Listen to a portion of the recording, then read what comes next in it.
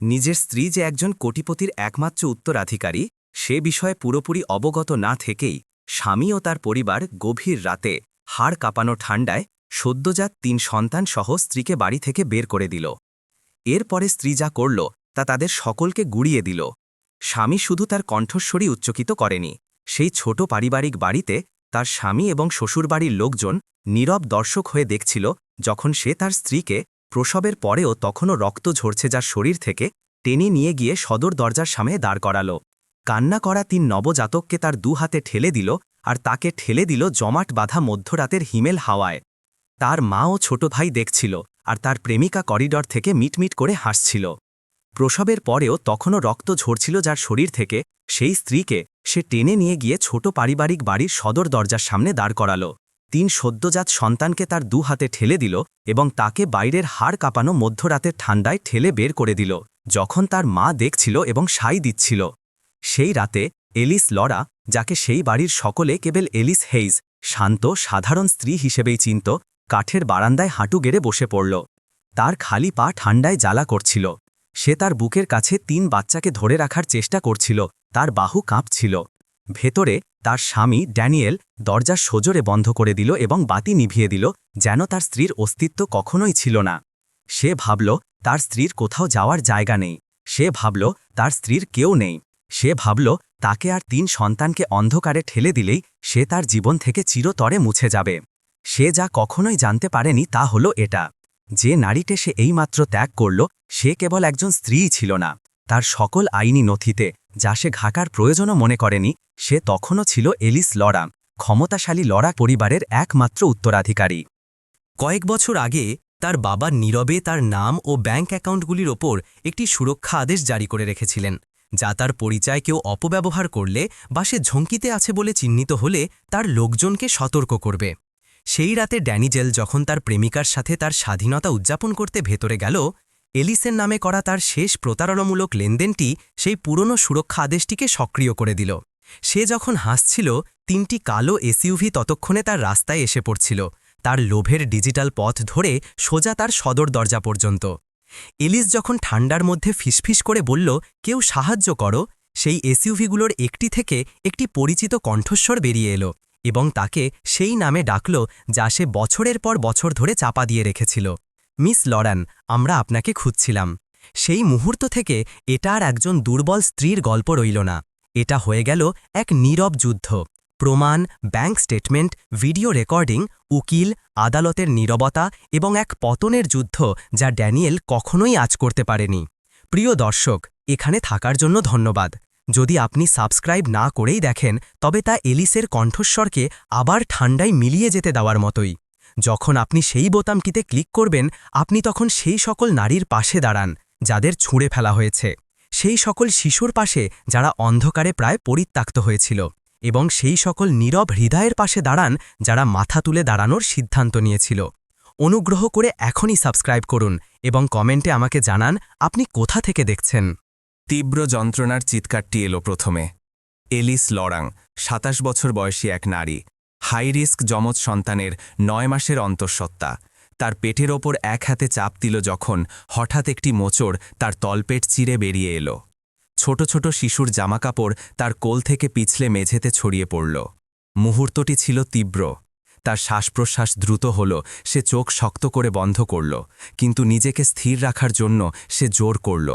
সে এটা করতে শিখেছিল, সে তার যন্ত্রণা নিয়ে নীরব থাকতে শিখেছিল। ড্যানিয়েল হেইসকে বিয়ে করার সময় সে এই জীবনটাই বেছে নিয়েছিল। তার স্বামী, তার ভুল, তার আশা সবই একসাথে। মোচড়টি কিছুটা কমলে এলিস ধীরে ধীরে নিজেকে নরম কার্পেটের ওপর নামিয়ে আনল এবং সেই জামাগুলোর দিকে হাত বাড়াল যা সে ভাঁজ করছিল। সেগুলো ছোট ছোট হালকা রঙের ছোট তারার ছাপ ছিল, আর সে আলতো যত্নের সাথে ভাঁজ করছিল। তার আঙুলগুলো সামান্য কাঁপছিল। সে সব সময় তার অনাগত সন্তানদের জন্য সবকিছু নিখুঁত করার চেষ্টা করত। তারাই ছিল এই ঠান্ডা বাড়িতে তার ভেতরের একমাত্র উষ্ণতা। এখানে সবাই বিশ্বাস করত যে সে কেবলই এলিস হেইজ, একজন সাধারণ পটভূমির নারী যার পেছনে কেউ নেই। কেবলমাত্র কাগজে যে নথিগুলো ড্যানিয়েল ঘনভাবে পড়ার প্রয়োজন মনে করেনি, সেখানেই তার পুরো আইনি নামটি তখনও বিদ্যমান ছিল। সে ছিল আলেকজান্ডার লরাংয়ের একমাত্র মেয়ে, একজন বিলিয়ানিয়ার ব্যবসায়ী যার সাম্রাজ্য সম্পত্তি, বিনিয়োগ এবং ব্যক্তিগত কোম্পানি জুড়ে বিস্তৃত। কিন্তু সে এর সব কিছু থেকে বহু বছর আগে সরে এসেছিল। বিদ্রোহের জন্য নয়, লোভের জন্য নয়, ভালোবাসার জন্য। অন্তত যে ধরনের ভালোবাসা সে খুঁজেছিল বলে মনে করেছিল। সেই সময় সে মার্বেলের মেঝে, সোনার ফ্রেমে বাঁধানো দরজা এবং নীরব হলঘর সহ একটি বিশাল প্রাসাদে থাকত, যেখানে তার পদশব্দ প্রতিধ্বনিত হতো। অর্থ দিয়ে যা কেনা যায় তার সব কিছুই তার ছিল, কিন্তু সে এর কিছুই চাইত না। তার মা মারা যাওয়ার পর এবং তার বাবা অসুস্থ হয়ে পড়লে প্রাসাদটি খালি লাগত। সে কিছু বাস্তব, কিছু সরল এবং সৎ কিছু চেয়েছিল। প্রায় 12 বছর বয়সের একটি ছোট এলিস তার বাবার পাশে একটি শান্ত হলরুমে দাঁড়িয়েছিল। তাকে ক্লান্ত দেখাচ্ছিল, কিন্তু গর্বিতও মনে হচ্ছিল। আমি শুধু একদিন একটি সাধারণ জীবন চাই, সে ফিসফিস করে বলেছিল। আসল ভালোবাসা অর্থের কোনো সংশ্লিষ্টতা থাকবে না। তার বাবা তার স্তরে নামলেন এবং তার গাল স্পর্শ করলেন। তবে তা খুঁজে না পাওয়া পর্যন্ত তুমি কে তা লুকিয়ে রাখো, তিনি আলতো করে বললেন। লরন নামটা তোমার নথিতে রেখে দিও, কিন্তু তোমাকে লরন হিসেবে জীবনযাপন করতে হবে না। কেবল সেই ব্যক্তির কাছেই সত্য প্রকাশ করো যে তোমার মূল্য না জেনেই তোমাকে রক্ষা করবে। আমি নিশ্চিত করব তুমি এখনও নিরাপদ, দূর থেকেও। সেই সময় সে বুঝতে পারেনি তিনি নিরাপদ বলতে কি বুঝিয়েছিলেন। তার কেবল তার চোখের উষ্ণতা মনে ছিল। বর্তমান ফিরে আসতেই স্মৃতিটা ম্লান হয়ে গেল। ছোট ছোট ঘর এবং ক্যাচক্যাচ করা মেঝেযুক্ত কি সাধারণ বাড়িতে এলিস সেই সাধারণ জীবনটি গড়ার চেষ্টা করেছিল যা সে সব সময় চেয়েছিল। সে ড্যানিয়েলের কাছে নিজের পরিচয় দিয়েছিল এলিস হেইজ হিসেবে।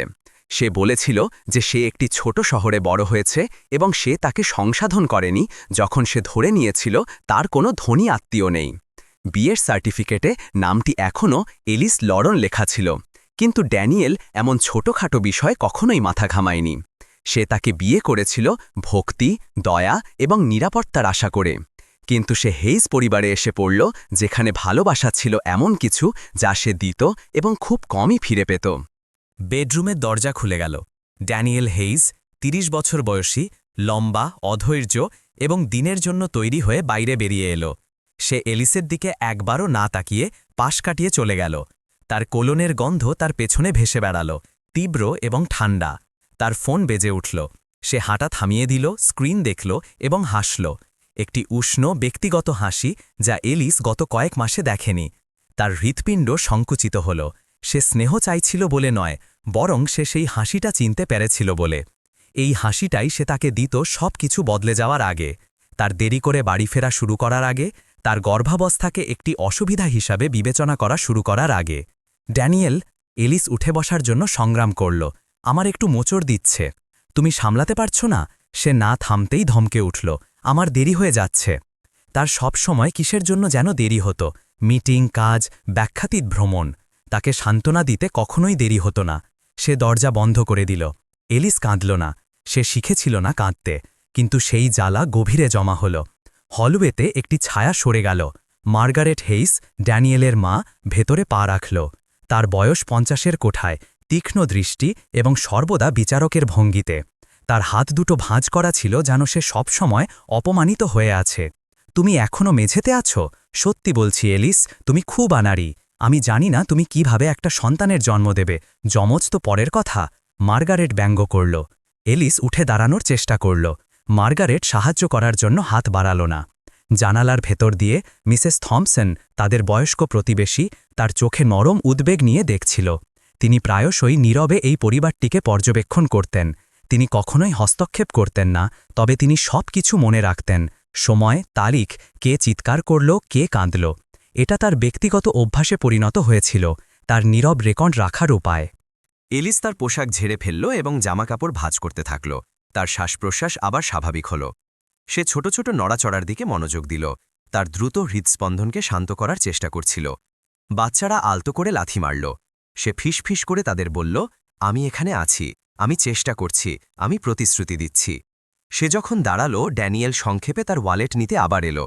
এবার সে তার কথা নামিয়ে আনল, প্রায় গোপন করে, যখন সে তার বেজে ওঠা ফোনের উত্তর দিচ্ছিল। হ্যাঁ, আমি আজ রাতে আসব। তার কণ্ঠস্বর ছিল নিচু, গোপনীয়। এলিস জমে গেল। সে কি বলল তা শুনতে পায়নি, কেবল সে কিভাবে বলল তাই শুনল, উষ্ণ, আগ্রহী, ঠিক যেভাবে সে এখন তার সাথে আর কখনোই কথা বলে না। তার ভেতর দিয়ে একটি নীরব কাঁপুনি চলে গেল। তার হৃদয়ে কিছু একটা ফিসফিস করে উঠল, যদিও জোরে নয়, তবুও তাকে অস্থির করার জন্য যথেষ্ট। আজ রাতে কিছু একটা ঘটতে চলেছে, এবং বহু মাইল দূরে আরেকটি ফোন একই বার্তা নিয়ে বেজে উঠল। সেই নারীর হাতে, যাকে ড্যানিয়েল ভেবেছিল এলিস কখনোই আবিষ্কার করতে পারবে না। ড্যানিয়েলের গাড়ির দরজা সজোরে বন্ধ হল, যা নীরব পার্কিং লটে প্রতিধ্বনিত হল। সে একা ছিল না। সে বসার আগেই একজন নারী সহযাত্রীর আসনে ঝুঁকে পড়ল। তার চলাফেরা ছিল আত্মবিশ্বাসী, অভ্যস্ত, যেন কেউ এটা অনেকবার করেছে। ইনি ছিলেন ক্লারা ভস, 28 বছর বয়সী, সুন্দরী, পরিপাটি, তীক্ষ্ণ দৃষ্টির। তিনি ড্যানিয়েলের অফিসে একজন মার্কেটিং সহকারী হিসেবে কাজ করতেন, কিন্তু যারা মনোযোগ দিত তারা সবাই জানত যে তিনি তার কাছে তার চেয়ে অনেক বেশি কিছু ছিলেন। তিনিই ছিলেন অন্য নারী, যিনি এলিসকে সেই জায়গাগুলো থেকে প্রতিস্থাপিত করেছিলেন, যেখান থেকে এলিস জানতই না যে তাকে ঠেলে বের করে দেওয়া হয়েছিল। ড্যানিয়েল সরে যাওয়ার আগেই ক্লারা তার হাত চেপে ধরল। তার আঙুলগুলো ধীরে ধীরে ইচ্ছাকৃতভাবে তার হাতা বেয়ে ওপরে উঠে গেল। তুমি দ্রুত এসেছ, সে নরম হাসি নিয়ে ফিসফিস করে বলল। এটা আমার ভালো লাগে। ড্যানিয়েলের চুয়াল শক্ত হল, অপরাধ বোধে নয়, বরং হতাশায়। আমি বেশিক্ষণ থাকতে পারব না, এলিস বাড়িতে আছে। ক্লারা চোখ উল্টাল। এলিস সবসময় বাড়িতেই থাকে, এটাই তার সমস্যা। এই বাচ্চাদের বাইরে তার কোনো জীবন নেই। ড্যানিয়েল তার স্ত্রীর পক্ষ নিল না, সে দ্বিধাও করল না। ক্লারা তার মাথা কাত করল।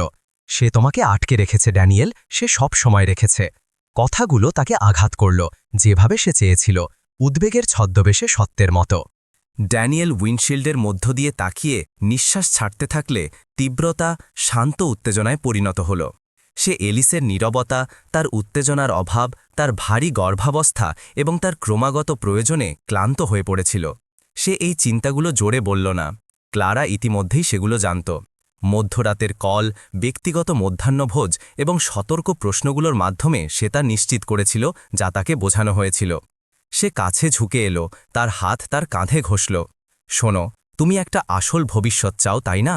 বিল, কান্না করা বাচ্চা এবং যে নারী তাল মিলিয়ে চলতে পারে না তার থেকে ভালো কিছু? ড্যানিয়েল ঢোক গিলল। সে উত্তর দিল না, তবে নীরবতাই যথেষ্ট ছিল। হঠাৎ লটের ওপারে ঝোপের পিছনে একটি ছায়া সরে গেল। দুটি মূর্তি আংশিকভাবে লুকিয়েছিল। মার্গারেট হেইস, ড্যানিয়েলের মা, এবং নোয়া হেইস, তার ছোট ভাই। তারা নীরবে, ইচ্ছাকৃতভাবে বাড়ি থেকে তার পিছু নিয়েছিল। মার্গারেট দীর্ঘদিন ধরে এই সম্পর্ক সন্দেহ করে আসছিল। সে কেবল প্রমাণ চেয়েছিল। এখন সে তা পেল। মার্গারেট কঠোর এবং বিচারক সুলভ এমন অভিব্যক্তি নিয়ে দেখছিল যা অবাক হওয়ার ছিল না, ছিল অনুমোদনের। নোয়া হাত গুটিয়ে নিল, মাথা ঝাঁকাল, যেন অবশেষে সব কিছুর মানে বোঝা গেল। তারা ড্যানিয়েলকে থামাতে এখানে আসেনি, তারা তার বিশ্বাসঘাতকতাকে সমর্থন করতে এখানে এসেছিল। গাড়ির ভেতরে ক্লারা তার ব্যাগ খুলে একটি ছোট ক্লিপ দিয়ে সিল করা একটি হালকা বাদামি রঙের স্লিম ফোল্ডার বের করল। এই নাও, সে সাবধানে তার হাতে দিল। ড্যানিয়েল ভ্রু কুঁচকাল। এটা কি? তার কণ্ঠস্বর নেমে গেল, ঠান্ডা হয়ে গেল। সন্তান জন্ম দেওয়ার পরে তোমার কি করা উচিত, এটাই তাই। আমার আইনি বন্ধু মূল বিষয়গুলো তৈরি করেছে। এর বেশিরভাগই ফর্মের কপি, তবে সারসংক্ষেপ পরিষ্কার। তোমার পরিবারের এর চেয়ে ভালো কিছু প্রাপ্য। তার শ্বাস রুদ্ধ হয়ে গেল। সে এখনও ফোল্ডারটি খুলল না। তার প্রয়োজনও ছিল না। বার্তাটি ছিল স্পষ্ট। গাড়ির বাইরে মার্গারেট সন্তুষ্টির সাথে দেখছিল। ড্যানিয়েল যখন ফোল্ডারটি নিল, সে নীরবে নোয়াহর বাহুতে হাত রাখল। এটাই সবচেয়ে ভালো, সে বিড়বিড় করল।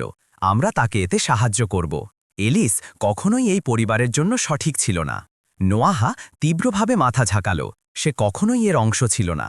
ড্যানিয়েল ফোল্ডারটি ড্যাশবোর্ডের ওপর রাখল, কিন্তু তার চোখ সেটার ওপর স্থির হয়ে রইল। এলিস ছাড়া একটি ভবিষ্যৎ, তার বাচ্চা ছাড়া একটি ভবিষ্যৎ। ক্লারা এটিকে প্রায় যৌক্তিক মনে করাল। ক্লারা হাসল, তার কণ্ঠস্বর মসৃণ এবং বিপজ্জনক। বাচ্চারা আসার পর তুমি তাকে বাদ দাও, পরিষ্কার এবং সহজ। এই নথিগুলো এর রূপরেখা। আর্থিক দূরত্ব দিয়ে শুরু করো, তারপর মানসিক চাপ দাও। সে ইতিমধ্যেই দুর্বল, সে লড়াই করবে না।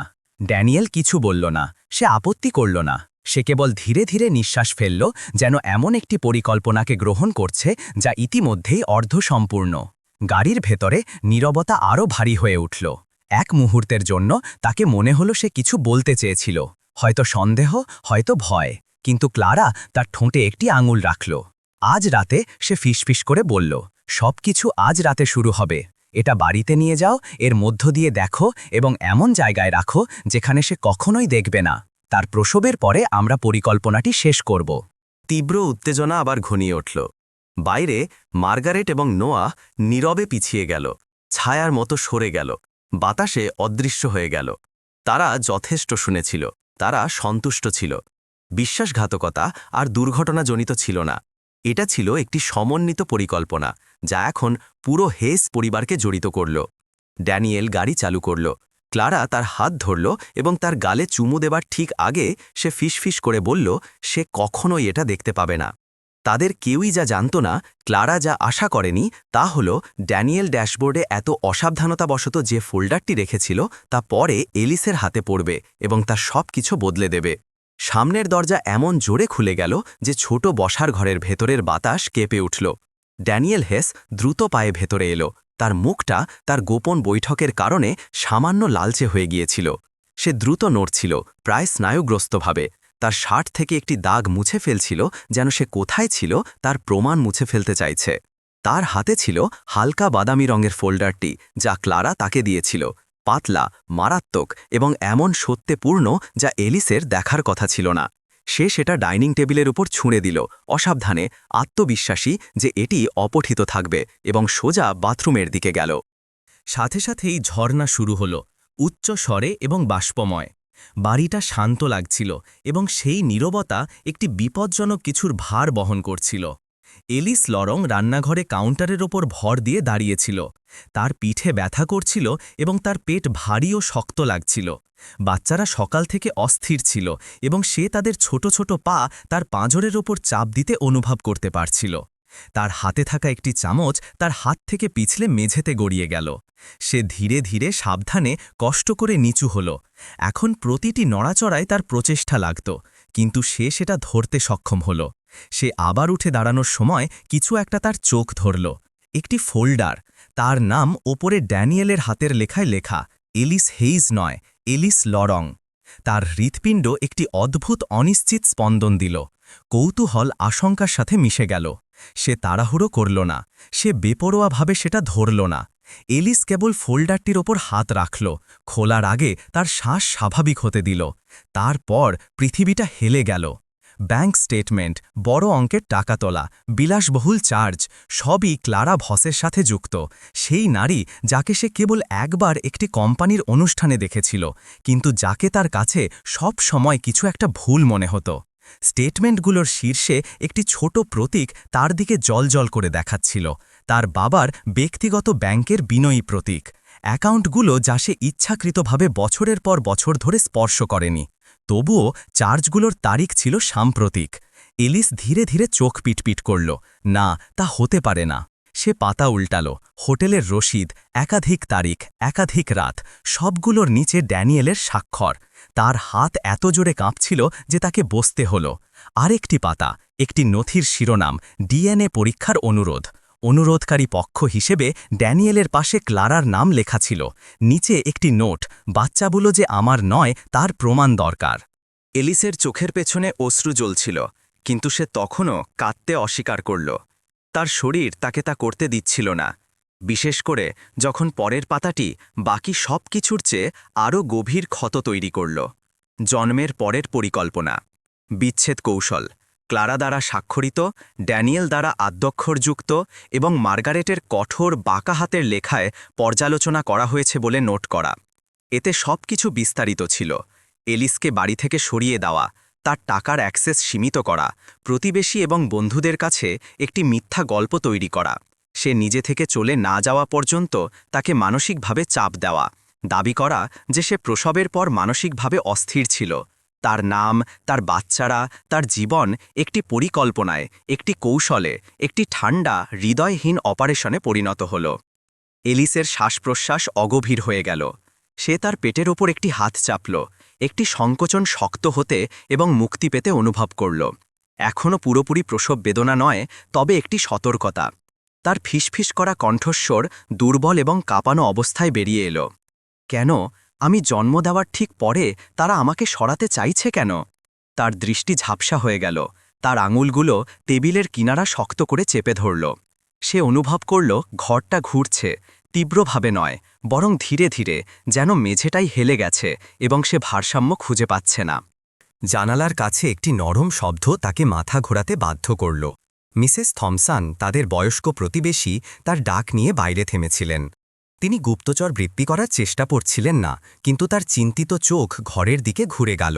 পাতলা পর্দার মধ্য দিয়ে এলিসকে দেখছিল। তিনি দেখলেন এলিস তার বুকের কাছে কাগজপত্র চেপে ধরে আছে, ঠোঁটগুলো ধাক্কায়। মিসেস থমসন কয়েক মাস ধরে এই বাড়িতে কিছু একটা ভুল অনুভব করছিলেন। তিনি এলিসের ম্লান হয়ে আসা হাসি দেখেছেন, ড্যানিয়েলের গভীর রাতে ফেরা, মার্গারেটের তীক্ষ্ণ সুর। তিনি এখন কিছু শুনতে পাচ্ছিলেন না, তবে তিনি এলিসের মুখের অভিব্যক্তি চিনতে পেরেছিলেন। একজন নারী বুঝতে পারছে যে সে একা, একজন নারী বুঝতে পারছে যে সে প্রতারিত হয়েছে। এলিসের পা দুর্বল হয়ে গেল, সে ধীরে ধীরে বসে পড়ল, ফোল্ডারটি তার বুকের কাছে ধরে রাখল, যেন ভেতরের সত্য থেকে নিজেকে রক্ষা করছে। তার মন প্রতিশোধের দিকে গেল না, এখনও নয়, বরং তার শৈশবের দিকে গেল।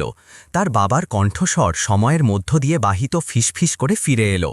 যদি কেউ কখনো তোমাকে ধ্বংস করার চেষ্টা করে, মনে রেখো তুমি কখনোই সত্যি একা ন।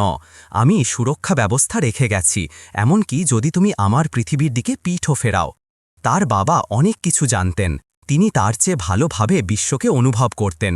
এবং এলিস হঠাৎ ভাবল, এই মুহূর্তটা কি সেই যার ব্যাপারে তিনি তাকে সতর্ক করেছিলেন?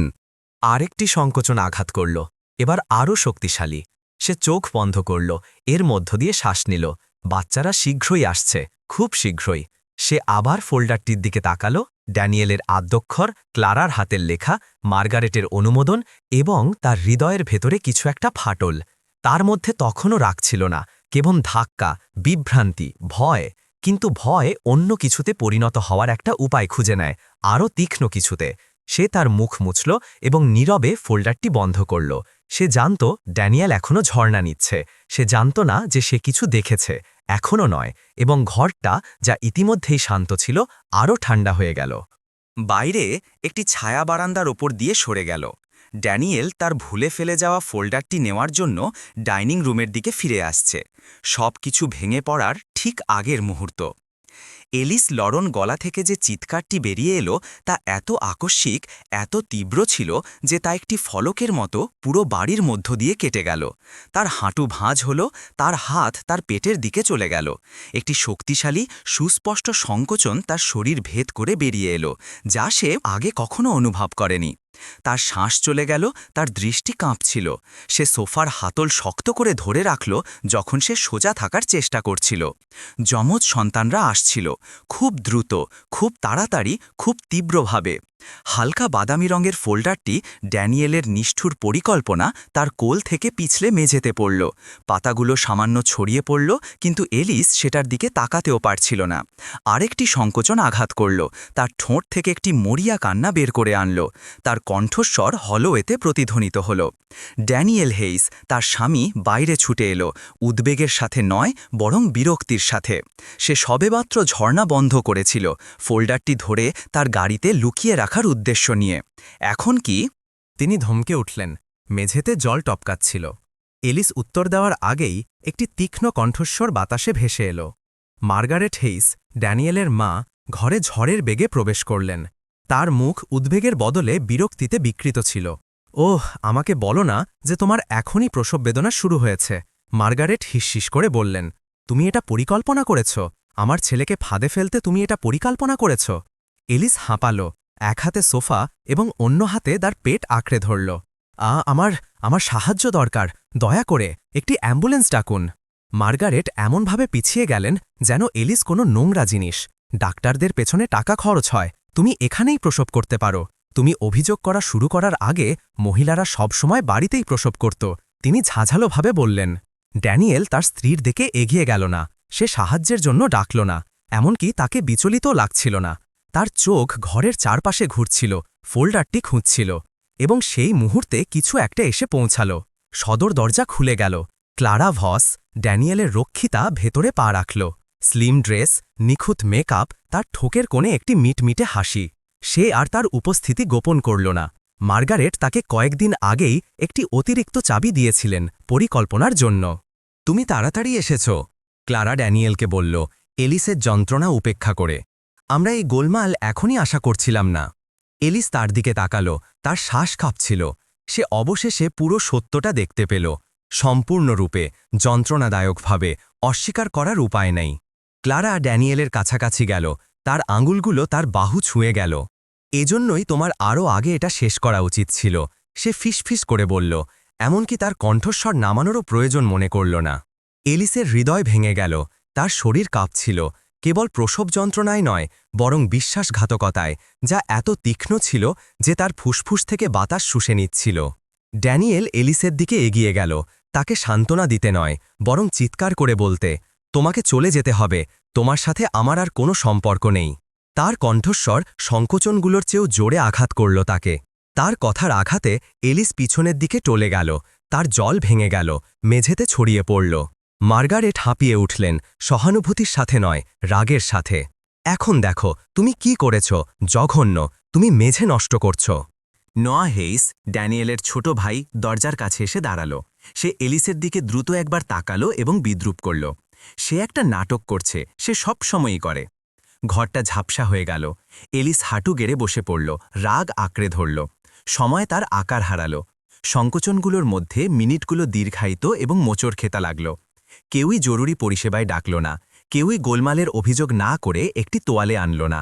যন্ত্রণা, ভয় এবং কাঁপুনির মধ্যে দিয়ে এলিস প্রথম সন্তানের জন্ম দিল। তারপর আরও দীর্ঘ শ্বাসরুদ্ধকর মিনিটের পরে দ্বিতীয়, তারপর তৃতীয়। তার চিৎকার ঘোলাটে কান্নায়, তারপর দুর্বল হাঁসফাঁসে পরিণত হল। সে প্রায় জ্ঞান হারিয়েছিল, ঘামে ভিজেছিল, তার শ্বাস অগভীর এবং ভাঙা ছিল। ড্যানিয়েল নবজাতকদের অসাবধান হাতে তুলে নিল, তাদের ভঙ্গুর প্রাণের পরিবর্তে বস্তুর মতো ধরেছিল। সে তাদের পাতলা কম্বলে মুড়ে এলিসের কাঁপানো বাহুতে ঠেলে দিল এবং তাকে সদর দরজার দিকে টেনে নিয়ে গেল। সে তার বাচ্চাদের বুকের কাছে ধরে রাখার চেষ্টা করল, কিন্তু তার বাহু খুব দুর্বল লাগছিল। না, প্লিজ, বাইরে না। ড্যানিয়েল শুনল না। সে তাকে বারান্দা জুড়ে টেনে নিয়ে গেল, দরজা খুলল এবং তাকে এত জোরে ঠেলে দিল যে সে প্রায় সামনে পড়ে যাচ্ছিল। মার্গারেট হলওয়ে থেকে মিটমিট করে হাসলেন। নোয়া ঠান্ডা কৌতুক নিয়ে দেখছিল। ক্লারা তার চুলের একটি গোছা ঘুরিয়ে নিল, সন্তুষ্ট এবং নবজাতকদের কান্নায় অবিচলিত। তার মুখে দরজা সজোরে বন্ধ হওয়ার আগে ড্যানিয়েলের শেষ কথা ছিল, তুমি আর আমার সমস্যা নও। দরজা হিংস্র প্রতিধ্বনির সাথে সজোরে বন্ধ হল। শব্দটি এলিসের বুকে বজ্রধ্বনির মতো লাগল। দরজার পাশে দেওয়ালে ডিজিটাল ঘড়িটি 12:03 AM জ্বলজ্বল করছিল। আনুষ্ঠানিকভাবে মধ্যরাত পার হয়ে গিয়েছিল। খালি পায়ে, দুর্বল, তার পায়ে রক্ত, 3টি কান্নাকাটি করা শিশুকে তার কাঁপানো বাহুতে আঁকড়ে ধরেছিল। রাতের বাতাস তার চামড়ায় হুল ফোটানোর মতো ঠান্ডা ছিল। সে সেখানে সোজা থাকার চেষ্টা করছিল এবং তারপরে তার হাঁটু ভেঙে গেল। সে কাঠের বারান্দায় ধসে পড়ল, যতটা সম্ভব তার বাচ্চাদের চারপাশে গুটিয়ে গেল। হেইজ বাড়ির ভেতরে তার অস্তিত্ব তাদের পৃথিবী থেকে মুছে ফেলার মতো করে একে একে আলো নিভে গেল। রাস্তার ওপারে মিসেস থমসন, বয়স্ক প্রতিবেশী, তার পর্দার আড়ালে ঝুঁকে রইলেন। তিনি কাঁপানো হাতে তার ফোন ধরেছিলেন। তিনি সবকিছু রেকর্ড করছিলেন, প্রতিটি নিষ্ঠুর শব্দ, প্রতিটি কাজ, প্রতিটি মুহূর্ত। প্রমাণ, সত্য, ন্যায় অপেক্ষায় ছিল। তার আঙুল জরুরি কল বোতামের ওপর ঘোরাফেরা করছিল, কিন্তু এলিসের ধসে পড়া দেখে তিনি প্রথমে প্রমাণ সংগ্রহ করা শুরু করলেন। তিনি জানতেন যে কোনো সাহায্য এলে তাদের দেখতে হবে কি করা হয়েছে তার সত্য। এলিস শ্বাস নেমার চেষ্টা করল, ফিসফিস করে বলল, কেউ সাহায্য করো। তার কণ্ঠস্বর ভেঙে গেল, তার চোখ কেঁপে উঠল, বাচ্চাদের ওপর তার ধরা শিথিল হয়ে গেল। পৃথিবীটা ঝাপসা হয়ে গেল এবং তারপর হেডলাইট, উজ্জ্বল, তীক্ষ্ণ, বাড়ির দিকে দ্রুত এগিয়ে আসছে। ড্যানিয়েলের গাড়ি নয়, ক্লারারও নয়, অন্য কিছু, বড় কিছু, জীবন পরিবর্তনকারী কিছু। 3টি কালো এসইউভি থামার জন্য গড়িয়ে এলো, ইঞ্জিনগুলো নিচু কিন্তু শক্তিশালী। বাড়ির ভেতরে ড্যানিয়েল শ্যাম্পেনের একটি লুকানো বোতল খুলল যখন ক্লারা তার পাশে আলতো করে হাসছিল। সে ভাবল রাতটি তার স্বাধীনতা চিহ্নিত করল। সে জানত না যে এটা তার ধ্বংসের শুরু। প্রধান গাড়িটির ভেতর থেকে একটি পরিচিত কণ্ঠস্বর এলিসের নাম বলল, যা সে তার বাবার মৃত্যুর পর থেকে শোনেনি। ঝলমলে হেডলাইটগুলো এলিস লরেন্ডের ধসে পড়া শরীরের ওপর সাদা আগুনের তরঙ্গের মতো ভেসে গেল। এসইউভিগুলো গতি কমালো না, তারা জোরে থামল নিখুঁতভাবে। হেইজ বাড়ির সামনে পুরোপুরি সারিবদ্ধ হল, যেন তারা এই সঠিক পদ্ধতিটির মহড়া দিয়েছিল। দরজাগুলো একযোগে খুলে গেল। ৩ জন, ৪ জন, ৫ জন ছায়া বাইরে বেরিয়ে এলো, লম্বা, সুগঠিত, কালো পোশাক পরা।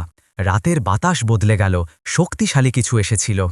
এলিস সবেমাত্র জ্ঞান ছিল, মাথা তোলার চেষ্টা করল। ঠান্ডা কাঠের বারান্দা তার চামড়ায় বিঁধছিল।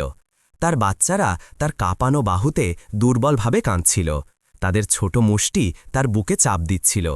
সে কথা বলার জন্য সংগ্রাম করল, সাহায্য। প্রথম ছায়াটি এগিয়ে এলো এবং অবশেষে দৃষ্টিতে এলো। মার্কাস হেইল, মধ্য ৪০-এর, চড়া কাঁধের, তার ল্যাপেলে একটি নিরাপত্তা পিন সহ কালো স্যুটে সজ্জিত। তিনি ছিলেন তার প্রয়াত বাবার ব্যক্তিগত নিরাপত্তার প্রধান, এমন একজন ব্যক্তি যিনি একবার এলিসের শৈশবের প্রতিটি দিন তাকে পাহারা দিতেন। তার কণ্ঠস্বর গভীর এবং স্থির, ঠান্ডার মধ্য দিয়ে কেটে গেল। মিস লরং, আমরা আপনাকে মাস ধরে খুঁজছিলাম। তার পুরনো নাম, তার আসল নাম শোনার শব্দ এলিসকে আরেকটি সংকোচনের মতো আঘাত করল। লরং, তার জন্মগত অধিকার, তার বংশ, তার অতীত। তার বাবা তাকে রক্ষা করার জন্য মার্কাসকে বিশ্বাস করেছিলেন, এবং এখন বছরের পর বছর ধরে এলিস হেইজ নামে নীরবে জীবন কাটানোর পরে সে সেই নামটি শুনল যা সে ত্যাগ করেছিল। মার্কাস তার পাশে হাঁটু গেড়ে বসল। তার মুখ সাধারণত কঠোর এবং অপাঠ্য, তার অবস্থা দেখে ধাক্কা এবং দুঃখে ভেঙে গেল। হে ভগবান, কে আপনার এই অবস্থা করেছে? সে আলতো করে বাচ্চাদের দিকে হাত বাড়াল। মিস লরন, দয়া করে আমাদের সাহায্য করতে দিন। এলিস উত্তর দেওয়ার চেষ্টা করল, কিন্তু তার কণ্ঠস্বর ভেঙে গেল। সব কিছু ভারী লাগছিল, তার চোখের পাতা, তার বাহু, তার হৃদয়। দ্বিতীয় একজন এসইউভি থেকে বেরিয়ে এলো। ৫০-এর দশকের প্রথম দিকের একজন লোক, পরিচ্ছন্ন স্যুট, তীক্ষ্ণ চোখ, শান্ত উপস্থিতি। জুড লরন, তার বাবার চাচাতো ভাই এবং দীর্ঘদিনের পারিবারিক আইনজীবী। তার বাবার মৃত্যুর পরে লরন সাম্রাজ্যের প্রতিটি অংশ তিনিই সামলেছিলেন। এলিস যখন একটি সাধারণ জীবনে অদৃশ্য হয়ে গেল, তিনি তার পছন্দকে সম্মান জানিয়ে দূরত্ব বজায় রেখেছিলেন, কিন্তু আলেকজান্ডার লরন কঠোর নির্দেশাবলী এবং ডিজিটাল সুরক্ষা রেখে গিয়েছিলেন। জুড ধীরে ধীরে এগিয়ে গেলেন, দৃশ্যটি পর্যবেক্ষণ করলেন। এলিস রক্তক্ষরণ করছে, বাচ্চারা অর্ধেক মোড়ানো, বারান্দা ঠান্ডা, দরজা তার পেছনে বন্ধ, তার চোয়াল শক্ত হয়ে গেল। আমরা যা আশা করেছিলাম তার চেয়ে এটা খারাপ, সে বিড়বিড় করল। সে মার্কাসের সাথে একটি দ্রুত দৃষ্টি বিনিময় করল। তারা কয়েক সপ্তাহ ধরে এলিসের একটি অস্পর্শিত লরন অ্যাকাউন্টে অননুমোদিত চার্জ ট্র্যাক করছিল। সেই খরচ ড্যানিয়েল হেসের দিকে নিয়ে গিয়েছিল, ঠিকানা এই বাড়ির দিকে নিয়ে গিয়েছিল। তারা আজ রাতে একজন প্রতারককে মোকাবিলা করার উদ্দেশ্যে এসেছিল। এর পরিবর্তে তারা এলিসকে বারান্দায় অর্ধ অচেতন অবস্থায় দেখতে পেল। চিকিৎসক কর্মীরা এসইউভিগুলো থেকে ছুটে এলো। ২ জন নার্স, একজন প্যারামেডিক এবং কম্বল ও সরঞ্জাম সহ একজন জরুরি পরিচারক। কিন্তু জুড প্রথমে এগিয়ে গেলেন। তার কণ্ঠস্বর দৃঢ় এবং নিয়ন্ত্রিত ছিল। এলিস, আপনার সন্তানদের জন্মের সাথে সাথে আপনার বাবার এস্টেট পুরোপুরি সক্রিয় হয়ে গেছে। আপনার এবং আপনার সম্পদগুলির চারপাশের সুরক্ষা আর সীমিত নেই। আপনি এখন তার রেখে যাওয়া সব কিছুর ওপর সম্পূর্ণ আইনি কর্তৃত্বসহ একমাত্র উত্তরাধিকারী। তার হৃদয় কেঁপে উঠল, সব কিছু মিলে গেল। তার বাবার ফ্ল্যাশব্যাক, তার সতর্কতা, তার গোপন পরিচয়, তার সহজভাবে বাঁচার পছন্দ, ড্যানিয়েলের ফোল্ডারে দেখা স্টেটমেন্টের ওপর ব্যাংকের প্রতীক। তার বাবা কেন জোর দিয়েছিলেন যে সে তার আইনি নাম প্রতিটি সরকারি নথিতে রাখবে। সব কিছু হঠাৎ অর্থপূর্ণ হয়ে উঠল। তার বাচ্চারা আবার কাঁদল। নার্সরা আলতো করে তাদের তুলে নিল, তাদের তাপমাত্রা পরীক্ষা করল, তাদের ঘন উষ্ণ কম্বলে মুড়ে দিল। ঠান্ডা বাতাসের পরিবর্তে উষ্ণতা আসতেই ছোট কান্নাগুলো নরম হয়ে গেল। মার্কাস এলিসের কাঁধে স্পর্শ করল। আপনি এখন নিরাপদ, আমরা আপনাকে বাড়িতে নিয়ে যাব, সে বলল। বাড়ি? শব্দটি অপরিচিত লাগছিল। এখন বাড়ি কোথায়? যে এস্টেট সে ত্যাগ করেছিল, যে স্বামী তাকে বিশ্বাসঘাতকতা করেছিল, যে জীবন সে গড়েছিল, নাকি যে জীবন সে পেছনে ফেলে এসেছিল? এলিসের শ্বাস ধীর হয়ে গেল। আতঙ্ককে প্রতিস্থাপন করে অসারতা এলো। সে দুর্বলভাবে বিড়বিড় করল, তারা আমাকে বের করে দিয়েছে। ড্যানিয়েল, মার্গারেট, ক্লারা, তারা এটি পরিকল্পনা করেছিল। তারা আমার অ্যাকাউন্ট ব্যবহার করেছিল। জুডের মুখ অন্ধকার হয়ে গেল। তারা যা করেছে তা ফৌজদারি অপরাধ, সে বলল। সে একজন গার্ডকে ইশারা করল, এই মুহূর্তে সবকিছু রেকর্ড করো, বারান্দা, রক্ত, দরজা, রাস্তার ক্যামেরাগুলোর কোণ নাও। আমরা তাকে শনাক্ত করার পরে মিসেস থমসনের ভিডিওটি সুরক্ষিত করব। প্যারামেডিক এলিসের ওপর একটি অক্সিজেন মাস্ক রাখল। উষ্ণতা তাকে ঘিরে ধরল, যখন আরও কম্বল তার কাঁপানো শরীরকে ঢেকে দিল। মার্কাস তাকে আলতো করে তুলল। এলিস তার চোখ শুধু হেইজদের জানালা দেখার জন্য যথেষ্ট পরিমাণে খুলল। পর্দার একটি সরু ফাঁকের মধ্য দিয়ে সে নড়াচড়া দেখতে পেল। মার্গারেট ক্লারাকে আরও ভেতরে টানছেন। নোয়া স্নায়ুগতভাবে হাসছে। তারা সবাই ভাবছে বাড়ি বন্ধ এবং বিপদ বাইরে আছে। তারা জানত না কে এইমাত্র এসেছিল। তারা জানত না এলিস আসলে কি ছিল। জুট কাছে ঝুঁকে এলেন, তার কণ্ঠস্বর স্থির। আমরা আপনাকে একটি ব্যক্তিগত ক্লিনিকে নিয়ে যাব। বাচ্চাদের নিয়মিত পর্যবেক্ষণ করা হবে। আপনার বাবার সুরক্ষাগুলো ঠিক এই ধরনের বিশ্বাসঘাতকতার জন্যই তৈরি করা হয়েছিল। আপনাকে আর একা লড়াই করতে হবে না। এলিস যন্ত্রণায় ঢোক গিলল। তার চোখ তার বাচ্চাদের দিকে নেমে গেল। নিরাপদ এবং উষ্ণ বাহুতে আলতোভাবে দোলানো হচ্ছিল। তাদের প্রাপ্য যত্ন পাচ্ছিল। সে তাদের ছোট মুখ, তাদের নিষ্পাপতা, তাদের ভবিষ্যৎ দেখল। সে গভীরভাবে নিঃশ্বাস নিল। রাগ নয়, প্রতিশোধ নয়, এখনও নয়, কেবল স্বচ্ছতা। আমি তাদের আর আমাদের আঘাত করতে দেব না, সে ফিস করে বলল। জুট মাথা ঝাঁকালেন। তাহলে আমরা নীরবে শুরু করি, সে বলল। মার্কাস তাকে এসইউভিটির দিকে নিয়ে গেলেন। চিকিৎসক কর্মীরা নিবিড়ভাবে অনুসরণ করল। বাচ্চাদের এমনভাবে কোলে নিল যেন তারা রাজকীয় শিশু। দরজা বন্ধ হওয়ার সাথে সাথে এলিস শেষবারের মতো হেইস বাড়ির দিকে তাকাল। সে আর ক্ষমতাহীন ছিল না। সে একা ছিল না। সে সেই নারী ছিল না যাকে তারা ফেলে দিয়েছিল।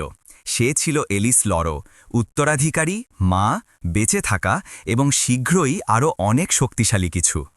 এসইউভি চলে যাওয়ার ঠিক আগে এলিস ফিসফিস করে বলল, তারা দেখতে পাবে না কি আসছে। এসইউভিটির ভেতরে একজন তদন্তকারী তার ট্যাবলেট চালু করল। একটি ফাইল প্রকাশ করল যার নাম ছিল operation evidence collection Hayes household. Ellis লরো যখন চোখ খুললেন, ঘরটি ততক্ষণে তাকে ঘিরে দ্রুত, নিয়ন্ত্রিত, জরুরিভাবে নড়ছিল। চিকিৎসার সরঞ্জামগুলো মৃদুভাবে বিপিং করছিল। উষ্ণ আলো বারান্দার কঠোর ঠান্ডার স্থান নিয়েছিল। নার্সরা আইভি লাইনগুলো ঠিক করল। একজন প্যারামেডিক তার নাড়ি পরীক্ষা করার জন্য তার কবজির দিকে হাত বাড়াল। তার নবজাতক যমজ সন্তানরা পরিষ্কার উষ্ণ ইনকিউবেটরে কেবল কয়েক ফুট দূরে শুয়েছিল। ছোট শরীরগুলো ভঙ্গুর শ্বাসের সাথে উঠছিল এবং নামছিল। এটি কোনো পাবলিক হাসপাতাল ছিল না। এটি ছিল একটি ব্যক্তিগত লরেন ক্লিনিক। বিচক্ষণ, সুরক্ষিত, অনেক আগে থেকেই একজন বাবা যিনি দূরদর্শী পরিকল্পনা করেছিলেন তার দ্বারা পরিশোধিত। কিন্তু আসল তীব্রতা এলো দরজা থেকে। এটি উদ্দেশ্য নিয়ে খুলল। মার্কাস হেল, তার বাবার প্রাক্তন নিরাপত্তা প্রধান, দৃঢ় পদক্ষেপে ভেতরে এলেন। জুড লরেন, পারিবারিক আইনজীবী এবং তার বাবার চাচাতো ভাই, তার ঠিক পিছনে ফাইল হাতে অনুসরণ করলেন। জুডের কণ্ঠস্বর নিচু কিন্তু তীক্ষ্ণ ছিল। এলিস, আমাদের হাতে বেশি সময় নেই। কথাগুলো ঠান্ডা বিদ্যুতের মতো আঘাত করল। এলিস উঠে বসার চেষ্টা করল। পেটে ব্যথা হওয়ায় মুখ কুঁচকে গেল। মার্কাস আলতো করে তার পিঠ সমর্থন করলেন যখন সে নিজেকে স্থির করল। কি, বাচ্চাদের কি হলো? সে ফিসফিস করে বলল। ভয় তার গলা চেপে ধরল। নিরাপদ, মার্কাস সাথে সাথে উত্তর দিলেন। স্থিতিশীল, উষ্ণ, তাদের শ্বাস পর্যবেক্ষণ করা হচ্ছে। আপনি যতক্ষণ ধরে রেখেছিলেন ততক্ষণ তাদের রক্ষা করেছেন।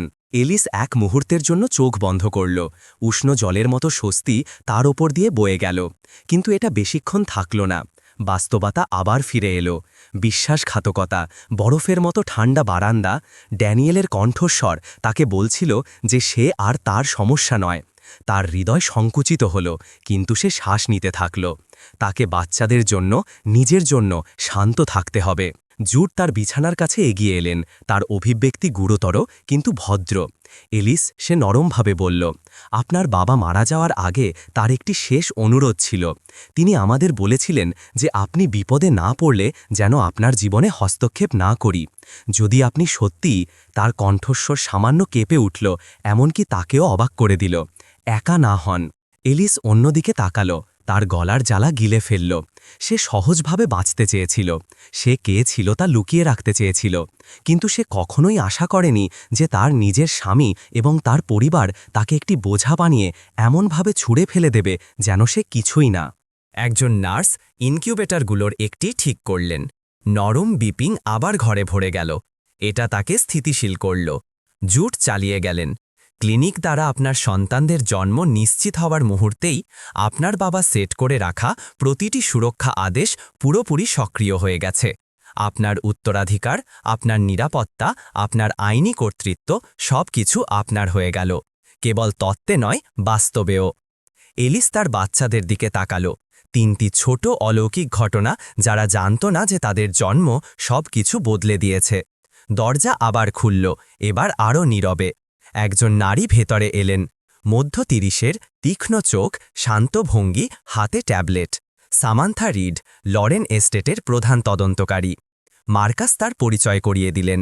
তিনি গোয়েন্দা তথ্য এবং ডিজিটাল প্রমাণাদি সামলান। তিনি এই ক্ষেত্রে সেরা। সামান্থা বিনয়ের সাথে মাথা ঝাঁকালেন এবং এলিসের বিছানার দিকে হেঁটে গেলেন। আপনি এটা দেখতে চাইবেন, সে বলল। সে তার ট্যাবলেট স্ক্রিনে টোকা দিল। একটি ভিডিও দেখা গেল। মিসেস থমসনের কাঁপানো হাত সব কিছু রেকর্ড করেছিল। ড্যানিয়েল চিৎকার করছে, মার্গারেটের অভিযোগ, ক্লারার ঠান্ডা হাসি, এলিস বারান্দায় ধসে পড়ছে, কাঁপানো হাতে তার নবজাতকদের আঁকড়ে ধরেছে হিমশীতল রাতে।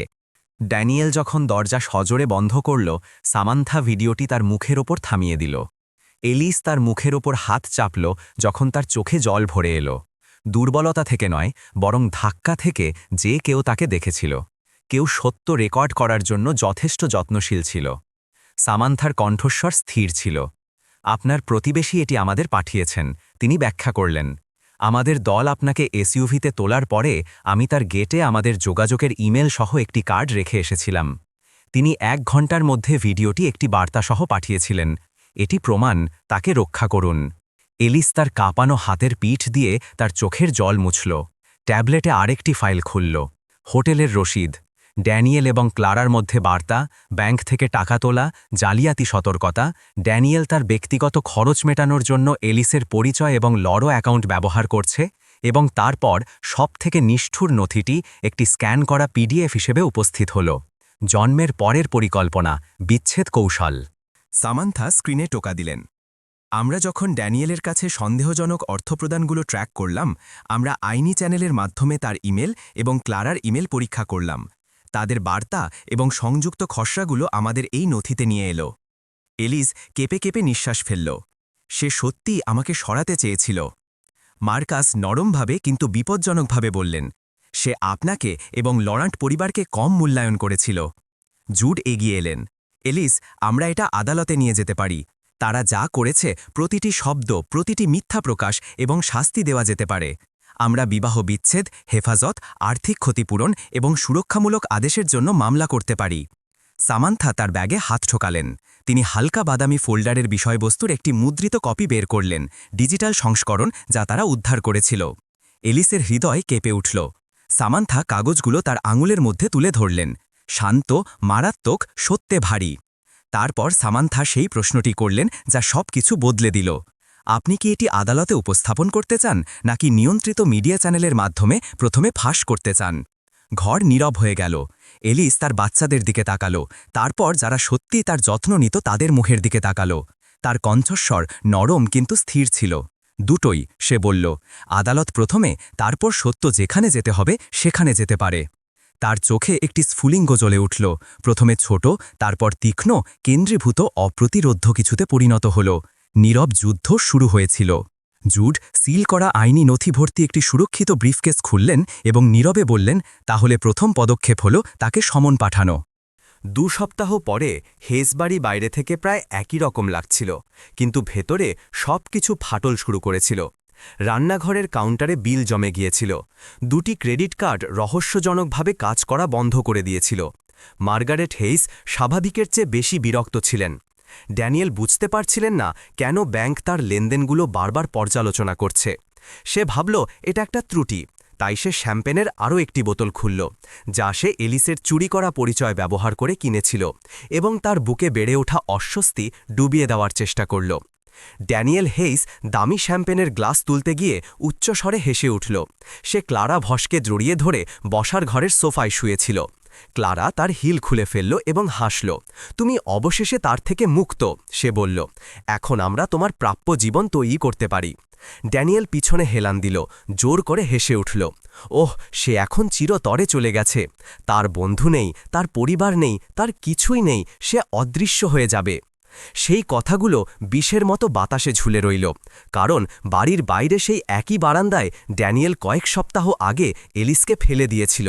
সেখানে আরও শক্তিশালী কিছু অপেক্ষা করছিল। ডোরবেল জোরে বাজল, দৃঢ় কর্তৃত্বপূর্ণ। ড্যানিয়েল ভ্রু কুচকাল। এই সময় ক্লারার হাসি কিছুটা ম্লান হয়ে গেল। মার্গারেট হেইস তার রাতের পোশাকে বিরক্ত হয়ে বসার ঘরে ঢুকল। যদি এটা আবার সেই প্রতিবেশী হয়, আমি কসম কাটছি। ডোরবেল আবার বাজল, আরও জোরে। নোয়া হেইস হলওয়ে থেকে উকি দিল, ফিসফিস করে বলল, আমার কি উত্তর দেওয়া উচিত? ড্যানিয়েল তাকে হাত নেড়ে থামাল। আমি সামলাচ্ছি। সে সামনের দরজার দিকে হেঁটে গেল এবং সেটা খুলে দিল, এবং তার ভেতরে সব কিছু ঠান্ডা হয়ে গেল। তার সামনে কালো স্যুটে একজন লোক দাঁড়িয়েছিল, একটি সিল করা খাম হাতে। তিনি একজন প্রক্রিয়া পরিবেশক ছিলেন, শান্ত এবং পেশাদার। তার পিছনে শক্তির একটি নীরব প্রাচীর দাঁড়িয়েছিল। মার্কাস হেইল, এলিসের শৈশবের নিরাপত্তা কর্মকর্তা, হাত গুটিয়ে, চোয়াল শক্ত, চোখ সরাসরি ড্যানিয়েলের ওপর স্থির। ড্যানিয়েলের শ্বাস আটকে গেল। কি, এটা কি? সে দাবি করল। প্রক্রিয়া পরিবেশক স্পষ্টভাবে বললেন, ড্যানিয়েল হেইস, আপনাকে সমন পাঠানো হচ্ছে। সে খামটি হস্তান্তর করল, প্রতিটি নথির সেট তালিকাভুক্ত করল। যখন ড্যানিয়েলের আঙুলগুলো সেটার চারপাশে বন্ধ হল। বিবাহ বিচ্ছেদের আবেদন, জরুরি হেফাজতের মামলা, জালিয়াতি এবং পরিচয় চুরির জন্য দেওয়ানি মামলা, নিষেধাজ্ঞার আদেশের জন্য আবেদন, আর্থিক অপরাধ ইউনিট কর্তৃক খোলা একটি বিচারাধীন ফৌজদারি তদন্তের নোটিশ। ড্যানিয়েল দ্রুত চোখ পিটপিট করল। তারপর সে আবার হাসতে শুরু করল, কিন্তু শব্দটি এখন আরও ক্ষীণ ছিল। এটা হাস্যকর। এলিসের একজন উকিলের জন্য টাকা নেই, তার নেই। এবং তখনই সে দেখল ল ফার্মের লেটারহেডের ওপরের কোণে সোনার মোহর লাগানো প্রতীক, লরো পরিবারের প্রতীক। তার হাসি সাথে সাথে মরে গেল, তার মুখ ফ্যাকাশে হয়ে গেল, তার হাত কাঁপছিল। মার্গারেট এগিয়ে এলেন, একটি কাগজ ছিনিয়ে নিলেন, সিলের দিকে চোখ ছোট করে তাকালেন এবং সোজা মেঝেতে অজ্ঞান হয়ে গেলেন। ক্লারা হাঁপিয়ে উঠল এবং একটি টেবিলে ধাক্কা খেয়ে পিছনের দিকে টলে গেল। লরো পরিবার, মানে সেই লরোরা, সে ফিসফিস করে বলল, কণ্ঠস্বর কাঁপছিল। নোয়াহর মুখ হাঁ হয়ে গেল। আপনি বলতে চাইছেন এলিস? এলিস আর তার ধনসম্পত্তি? সে চোখ হয়ে জিজ্ঞেস করল। মার্কাস এগিয়ে এলেন, তার উপস্থিতি যেন একটি শান্ত ঘরে ঝড়ের মতো প্রবেশ করল। ড্যানিয়েল তার জায়গায় স্থির থাকার চেষ্টা করল, কিন্তু মার্কাসকে তাকে স্পর্শ করারও দরকার পড়ল না। কেবল তার উপস্থিতিতেই ড্যানিয়েলের হাঁটু দুর্বল হয়ে গেল। মার্কাসের কণ্ঠস্বর ছিল নিয়ন্ত্রিত এবং নিচু, এমন কণ্ঠস্বর যা পরিণতির প্রতিশ্রুতি দেয়। আপনার মিস লরংকে স্পর্শ করা উচিত হয়নি। আপনার কখনোই তার নাম, তার অ্যাকাউন্ট বা তার সন্তানদের ব্যবহার করা উচিত হয়নি। ড্যানিয়েলের চোখ বড় হয়ে গেল, তার শ্বাস রুদ্ধ হয়ে এলো, তার দাম্ভিকতা উবে গেল। আমি জানতাম না সে কে, সে তোতলালো। মার্কাস পলক ফেললেন না। তবুও আপনি জানতেন আপনি কি করেছেন, সে উত্তর দিল। ক্লারা আরও এক ধাপ পিছিয়ে গেল, ড্যানিয়েল থেকে দূরত্ব তৈরি করল। তার কণ্ঠস্বর ভেঙে গেল। ড্যানিয়েল, আমি এর জন্য সই করিনি। আমি জানতাম না তার এমন পরিবার আছে। তুমি বলেছিলে সে একা। ড্যানিয়েল তার দিকে ফিরল। তুমি আমাকে ছেড়ে যেও না। তুমি আমার সাথে এটা পরিকল্পনা করেছ। ক্লারা পিছিয়ে গেল যতক্ষণ না সে দেওয়ালে আঘাত করল। আমার নিজের জীবন রক্ষা করতে হবে। আমি এর অংশ হতে পারি না। তুমি একা এর ফল ভোগ করো। তার চোখ মার্কাসের পিছনে অলসভাবে দাঁড়িয়ে থাকা নিরাপত্তা এসইউভিটির দিকে গেল। সে কিছু একটা উপলব্ধি করল। এলিসের এখন ক্ষমতা আছে, আসল ক্ষমতা, এবং ড্যানিয়েল এমন একজন শত্রুর জন্ম দিয়েছে যাকে সে কখনোই হারাতে পারবে না। ড্যানিয়েল একটি চেয়ারে বসে পড়ল, তার মাথা চেপে ধরল। এটা হতে পারে না। মার্কাস কাছে ঝুঁকে এলেন, চোখ তীক্ষ্ণ। এটা কেবল শুরু, সে বলল। ড্যানিয়েল হিংস্রভাবে মাথা নাড়ল। না না, আমি এটা ঠিক করতে পারি। সে আমার সাথে কথা বলবে। এলিস আমাকে বিশ্বাস করে। মার্কাস একপাশে সরে গেলেন, স্তূপের শেষ নথিটি প্রকাশ করলেন। ড্যানিয়েল তখনও একটি আদালতের সমন আঁকড়ে ধরেছিল। ড্যানিয়েল তারিখটি দেখল। সে এলিসের অনুরোধ করা আদেশগুলোর তালিকা দেখল। সে আর্থিক অনুসন্ধান এবং জালিয়াতির প্রমাণ সম্পর্কে নোটটি দেখল। তার ভবিষ্যৎ তার মনে ভেঙে পড়ল। সে একটি মরিয়া ভাঙা শ্বাস ফেলল। মার্কাস যাওয়ার জন্য ঘুরতেই তিনি তার কাঁধের উপর দিয়ে শেষ কথাটি বললেন, আদালতে দেখা হবে মিস্টার হেইস। একজন ভালো উকিল নিয়ে আসুন, আপনার দরকার হবে। এলিস লরং প্রবেশ করার সাথে সাথেই আদালত কক্ষটি শব্দে ফেটে পড়ল। হাততালি নয়, সমর্থন নয়, বিস্ময়। রিপোর্টাররা ছুটে এলো, ক্যামেরাগুলো বিদ্যুতের মতো ঝলসে উঠল। শাড়িগুলোর মধ্যে দিয়ে গুঞ্জন ছড়িয়ে পড়ল। লোকেরা তার নাম ফিসফিস করে বলছিল, যেন একটি পৌরাণিক কাহিনী হঠাৎ তাদের মধ্যে হাঁটছে। এলিস লরং, সেই উত্তরাধিকারী। এই সেই নারী যাকে ড্যানিয়েল বের করে দিয়েছিল। তার ৩টি বাচ্চা হয়েছিল এবং সে তাকে বারান্দায় ফেলে রেখেছিল। নিরাপত্তা একটি পথ পরিষ্কার করল। মার্কাস হেইল সামনে হাঁটলেন, তার ভারী উপস্থিতির একক পদক্ষেপে জায়গা করে নিলেন। জুড লরং এলিসের ঠিক পিছনে অনুসরণ করলেন, প্রমাণে ভরা ফোল্ডারগুলো বহন করছিলেন। তদন্তকারী সামান্থা রিড হাতে ট্যাবলেট নিয়ে প্রতিটি দরজার একে নজর রাখছিলেন। এলিস ধীরে ধীরে সাবধানে হাঁটলেন, তখনও প্রসবের পর সেরে উঠছিলেন, কিন্তু শান্ত ছিলেন। তার মুখ ফ্যাকাশে ছিল, কিন্তু তার চোখে ছিল নীরব শক্তি। আদালতের বেঞ্চটি আলতো করে ক্যাচক্যাচ করল যখন সে বসল। হাতগুলো আলতো করে ভাঁজ করা ছিল। ঘরের অন্য প্রান্তে ড্যানিয়েল হেস ইতিমধ্যেই উত্তরদাতার টেবিলে দাঁড়িয়েছিল। তাকে বিধ্বস্ত দেখাচ্ছিল। চুল এলোমেলো, শার্ট কুচকানো, চোখ লাল, হাত কাঁপছিল। তার উকিল অ্যাটর্নি কলিন্স ফিসফিস করে নির্দেশ দিচ্ছিলেন, কিন্তু ড্যানিয়েল একটি শব্দও শুনছিল বলে মনে হচ্ছিল না। সে কেবল এলিসের দিকে তাকিয়েছিল, মরিয়া, আতঙ্কিত, বিভ্রান্ত। ক্লারা ভস তার পিছনে কয়েকটি চেয়ারে বসেছিল, এমনকি ভেতরেও সানগ্লাস পরা ছিল। তার ভয় লুকানোর চেষ্টা করছিল। মার্গারেট হেস নোয়াহের কাহু এত শক্ত করে ধরেছিলেন যে তার গাঁটগুলো সাদা হয়ে গিয়েছিল। ক্লার্ক মামলার বিবরণ ঘোষণা করলেন। বিচারক এবারই প্রবেশ করলেন, কঠোর, অভিজ্ঞ এবং সহজে প্রভাবিত হন না।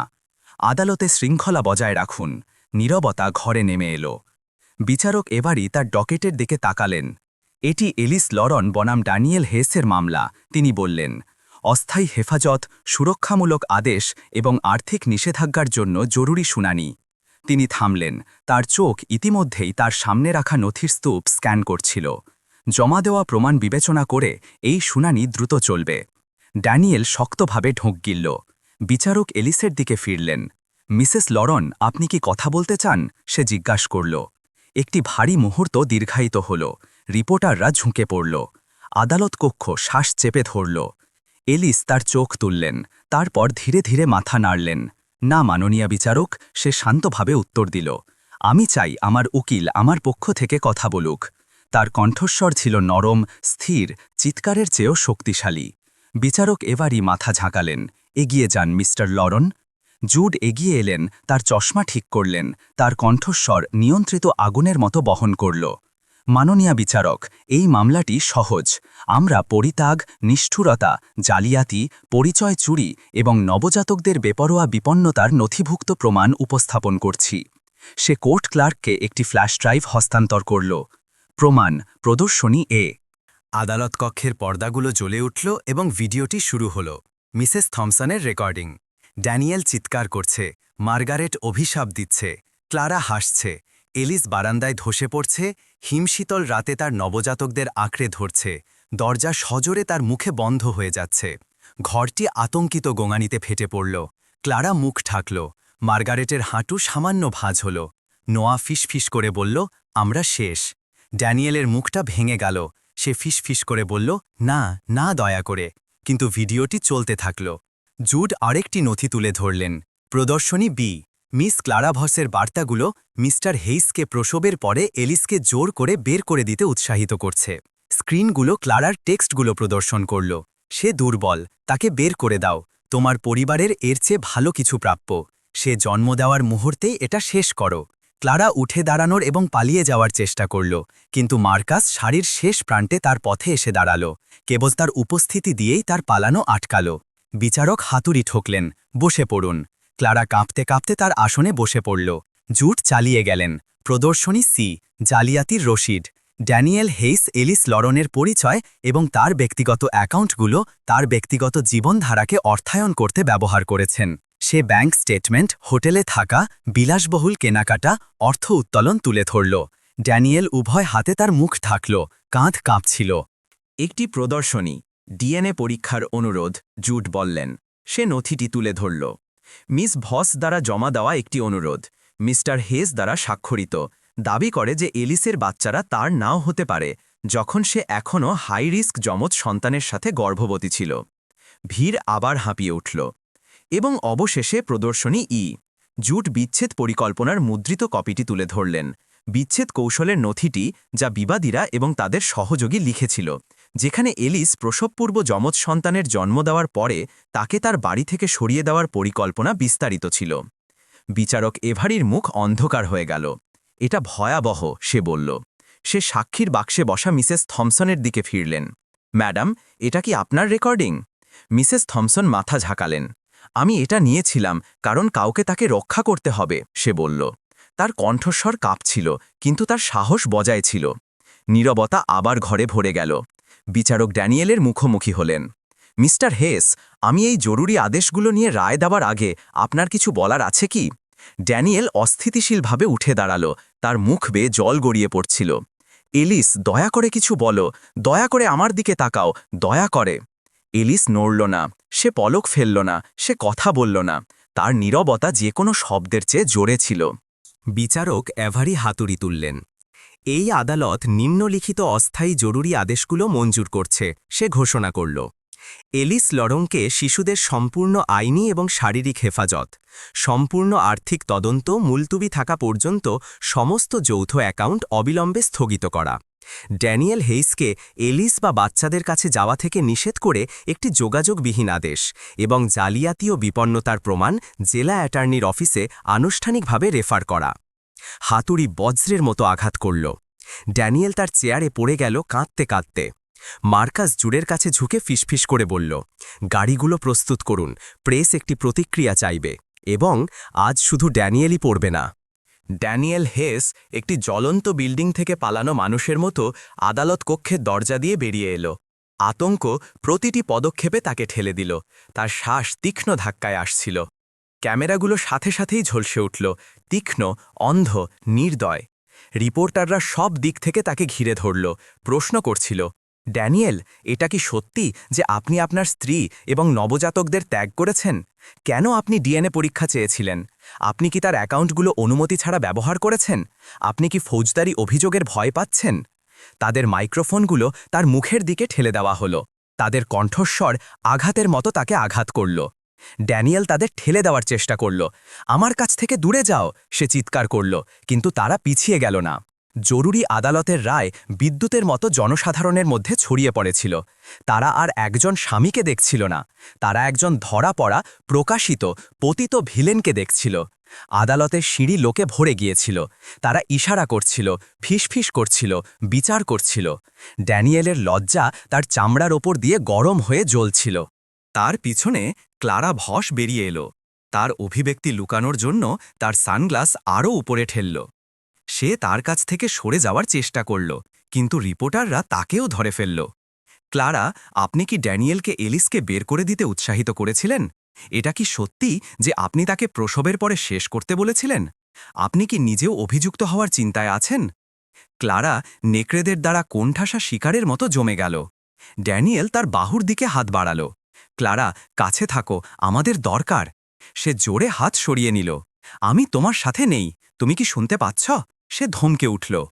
আমি কখনোই তোমাকে ভালোবাসিনি, আমি জানতাম না সে লড়ো। রিপোর্টাররা হাঁপিয়ে উঠল এবং প্রতিটি শব্দ ধরে ফেলল। ক্লারা তার কাছ থেকে পিছিয়ে গেল, যতটা দ্রুত সম্ভব নিজেকে দূরে সরিয়ে নিল। তার কণ্ঠস্বর ভেঙে গেল। আমি তোমার জন্য আমার ভবিষ্যৎ হারাতে পারব না। সে ভিড়ের মধ্যে অদৃশ্য হয়ে গেল। ড্যানিয়েলকে একা দাঁড়িয়ে থাকতে দেখে গেল। যে নারীর জন্য সে এলিসকে বিশ্বাসঘাতকতা করেছিল, সেই নারী তাকে ত্যাগ করল। এক মুহূর্ত পরে ড্যানিয়েলের মা মার্গারেট হেইস আদালতের দরজা থেকে ঝড়ের বেগে বেরিয়ে এলেন। তার মুখ রাগ, অপমান এবং অবিশ্বাস নিয়ে লাল ছিল। সে ড্যানিয়েলের দিকে একটি কাঁপানো আঙুল তাক করল। এটা তোমার দোষ, এই সব, সে চিৎকার করল। তুমি আমাদের পরিবারকে ধ্বংস করেছ, তুমি পুরো বিশ্বের সামনে আমাদের বিব্রত করেছ। ড্যানিয়েল পিছনের দিকে টলে গেল। মা, প্লিজ, আমাকে তা বলো না। মার্গারেট থুথু ফেললেন। তুমি সব কিছু ধ্বংস করেছ, আমরা তোমার জন্য শেষ। জনসম্মুখে অপমানের ভারে তার কণ্ঠস্বর ভেঙে গেল। ক্যামেরাগুলো প্রতিটি সেকেন্ড ধরে ফেলল। মার্গারেট তার কাছ থেকে মুখ ফিরিয়ে নিল, তার পার্সটি ঢালের মতো আঁকড়ে ধরে পিছনে না তাকিয়ে রিপোর্টারদের ঠেলে বেরিয়ে গেল। তারপর নোয়া হেইস, ড্যানিয়েলের ছোট ভাই, সিঁড়ি বেয়ে বেঁচে এলো। সে ড্যানিয়েলের দিকে একবার তাকালো। তার কুচকানো ভঙ্গি, এলোমেলো চুল, কাঁপানো হাত এবং তার মুখ শক্ত হয়ে গেল। সে ধীরে ধীরে দূরে সরে গেল, আক্ষরিক অর্থে সরে গেল। আমার কাছ থেকে দূরে থাকো, নোয়া সতর্ক করল। তুমি বিষাক্ত, আমি তোমার সমস্যাগুলো আমার কাছাকাছি কোথাও চাই না। ড্যানিয়েলের বুক যন্ত্রণাদায়কভাবে সংকুচিত হল। তার নিজের পরিবার ভয় পাওয়া পাখির মতো ছত্রভঙ্গ হচ্ছিল। সে কথা বলার চেষ্টা করল, কিন্তু তার কণ্ঠস্বর ভেঙে গেল।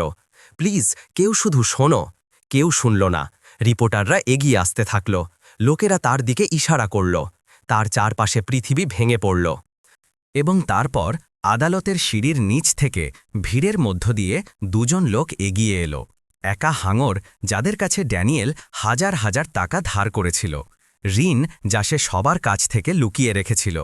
অ্যাকাউন্টগুলো জমে যাওয়ার আগে এলিসের চুরি করা পরিচয় ব্যবহার করে আংশিকভাবে পরিশোধ করেছিল।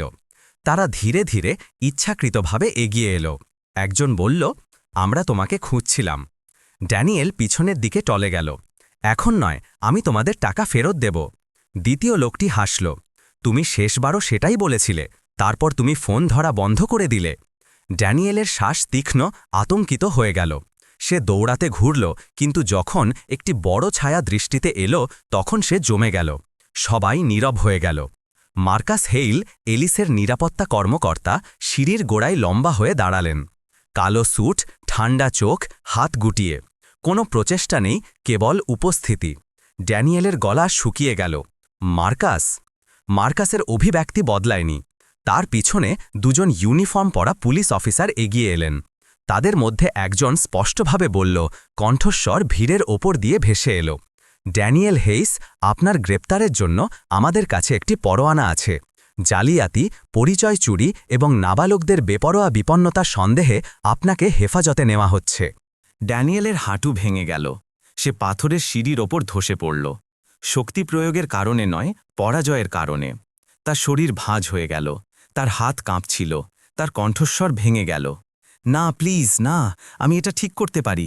আমার শুধু এলিসের দরকার। আমি ব্যাখ্যা করতে পারি। কর্মকর্তারা তার কবজি ধরল এবং ক্যামেরাগুলো পাগলের মতো ক্লিক করার সময় তাকে হাতকড়া পড়াল। ক্লারা ভিড়ের ওপার থেকে দেখছিল, হরিফাইড হয়ে। মার্গারেট তার মুখ ঢাকল। নোয়া ফিসফিস করে বলল, এটা অবিশ্বাস্য। ড্যানিয়েল চিৎকার করল যখন তারা তাকে তার পায়ে তুলল। এলিস, প্লিজ, তাদের আমাকে নিতে দিও না। Alice, please. কিন্তু এলিস কোথাও ছিল না। তার থাকার প্রয়োজন ছিল না। তার নীরবতা তার চিৎকারের চেয়ে জোরে ছিল। কর্মকর্তারা ড্যানিয়েলকে পুলিশ গাড়ির দিকে টেনে নিয়ে গেল।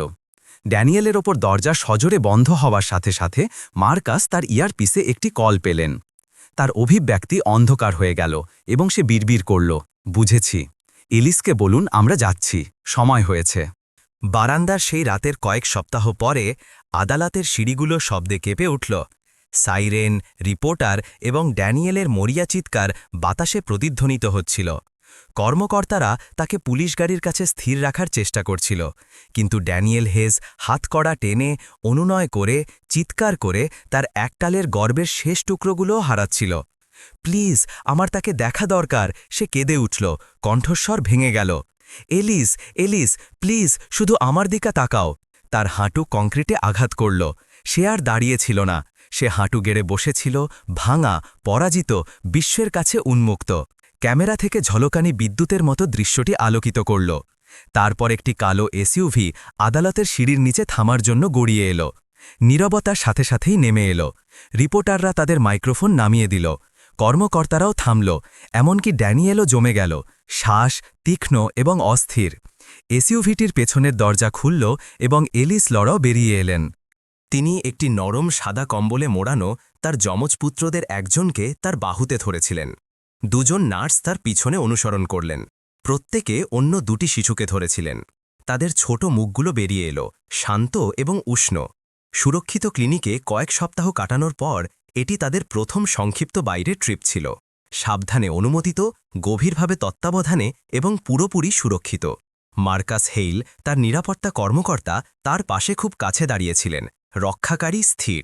জুড লর তার পিছনে হাঁটছিলেন, নথি বহন করছিলেন এবং রিপোর্টারদের যে কোনো আকস্মিক ভিড় থেকে তাকে রক্ষা করছিলেন।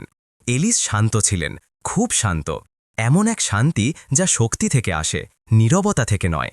এমন শান্তি যা ড্যানিয়েল তার মধ্যে আগে কখনো দেখেনি। সে ধীরে ধীরে সিঁড়ি বেয়ে ওপরে উঠলেন, প্রত্যেকটি পদক্ষেপ স্থির এবং নিশ্চিত। বাতাস তার চুল ধরল এবং সূর্যের আলো তার মুখে স্পর্শ করল। ড্যানিয়েল তার দিকে তাকালো, চোখ লাল, কাঁপছিল, ঘাম এবং অপমানে ঢাকা। এলিস, সে ফিসফিস করে বলল, তার কণ্ঠস্বর রুদ্ধ, প্লিজ প্লিজ আমার সাথে কথা বলো। সে কথা বলল না, সে তাড়াহুড়ো করল না, সে কেবল একটি শান্ত, অপাঠ্য অভিব্যক্তি নিয়ে তার দিকে তাকালো। ড্যানিয়েল আরও জোরে কাঁদল, আমি দুঃখিত, আমি জানতাম না তুমি কে, আমি বলতে চাইনি। জুড এগিয়ে এলেন, একটি ঠান্ডা দৃষ্টি দিয়ে তাকে থামিয়ে দিলেন। আপনার তার পরিবারকে জানার দরকার ছিল না, জুড বললেন। আপনার তার হৃদয়কে জানার দরকার ছিল, কিন্তু আপনি সেটারও যত্ন নেননি। কথাগুলো আঘাতের মতো ড্যানিয়েলকে আঘাত করল। রিপোর্টাররা প্রতিটি অভিব্যক্তি, প্রতিটি কাঁপুনি, প্রতিটি অশ্রু ধরে ফেলল। ড্যানিয়েল আবার চেষ্টা করল, এলিস প্লিজ কিছু বলো, আমাকে ক্ষমা করো, আমি তোমাকে হারাতে চাই না। এলিস আলতো করে তার বাহুতে থাকা শিশুটিকে সরালেন। তার চোখ কেবল 1 সেকেন্ডের জন্য নরম হল। ড্যানিয়েলের জন্য নয়, তার সন্তানের জন্য। তারপর সে তার প্রাক্তন স্বামীর দিকে তাকালো, যে লোকটি তাকে এবং তাদের নবজাতকদের হিমশীতল রাতে ফেলে দিয়েছিল, যে লোকটি সে জন্ম দেওয়ার আগেই তাকে সরিয়ে দেওয়ার পরিকল্পনা করেছিল, যে লোকটি তার নাম, তার অ্যাকাউন্ট, তার বিশ্বাস ব্যবহার করেছিল। একজন মানুষ এখন তার সামনে হাঁটু গেড়ে বসে আছে, এমন করুণা ভিক্ষা করছে যা সে কখনোই দেখায়নি। পৃথিবী তার কথা শোনার জন্য ঝুঁকে পড়ল। এলিস ধীরে স্থিরভাবে নিঃশ্বাস নিল এবং অবশেষে তার নীরবতা ভাঙল। তার কণ্ঠস্বর ছিল কোমল, নিচু, শান্ত। তুমি আমাকে ঠান্ডায় ফেলে দিয়েছিলে, সে নরমভাবে বলল, কিন্তু আমি নিজেই উষ্ণতা খুঁজে পেয়েছি। ড্যানিয়েলের মুখ ভেঙে গেল, তার মুখ অবিশ্বাস নিয়ে হাঁ হয়ে গেল। সে প্রতিক্রিয়া দেখানোর আগেই সে মুখ ফিরিয়ে নিল। না এলিস, প্লিজ যেও না, আমার বাচ্চাদের নিয়ে যেও না, প্লিজ। সে এগিয়ে যাওয়ার চেষ্টা করল, কিন্তু কর্মকর্তারা তাকে তীব্রভাবে পিছনে টেনে ধরল। সে চিৎকার করল, কণ্ঠস্বর ভেঙে গেল, আদালতের সিঁড়ি জুড়ে প্রতিধ্বনিত হল, এলিস আমি তোমার কাছে ভিক্ষা করছি, প্লিজ প্লিজ আমাকে ছেড়ে যেও না। সে কখনোই পিছনে তাকালো না, একবারও না। সে মার্জিতভাবে সিঁড়ি বেয়ে নিচে নামলেন। তার যমজ সন্তানরা তার পাশে থাকা নার্সদের বাহুতে নিরাপদ ছিল। মার্কাস এসইউভিটির দরজা খুললেন। জুড তাকে আলতো করে পথ দেখালেন। ড্যানিয়েলের চিৎকার তার পিছনে ম্লান হয়ে গেল। রিপোর্টাররা বিস্ময় ফিসফিস করল। পৃথিবী একজন নারীকে দেখল যাকে ফেলে দেওয়া হয়েছিল। সে সেই সব কিছু নিয়ে চলে যাচ্ছে যা সত্যিই মূল্যবান। এলিস সিটে বসলেন, তার বাচ্চাকে বুকে ধরে। 3টি শিশু বিশৃঙ্খলায় ক্লান্ত, শান্তিতে ঘুমোচ্ছিল।